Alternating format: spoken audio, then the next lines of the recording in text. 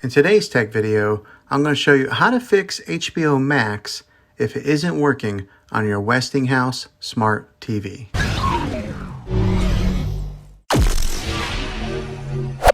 If you are getting ready to sit down and watch a movie or a show on HBO Max and it isn't working, it can be really frustrating.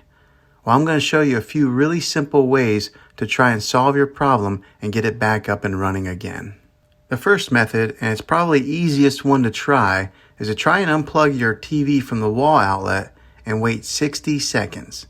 Now don't be impatient here, wait the whole 60 seconds and then plug it back in.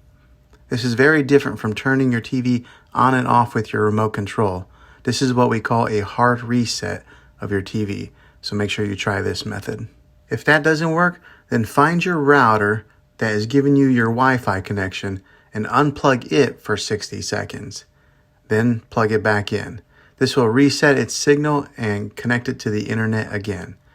If that fixes your problem, great. If not, let's go on to the next method. Try deleting the HBO Max app off of your TV. Go to wherever the apps are located on your system and remove the app altogether. Then reinstall the HBO Max app again. After you reinstall it, you might have to log back in with all your credentials, but hopefully this will work. Now, if this doesn't work, then I recommend buying an affordable Roku stick or Amazon Fire Stick. Plug that into your TV and you'll be able to get access to HBO Max that way. I'll put links in the description down below of where you can get one.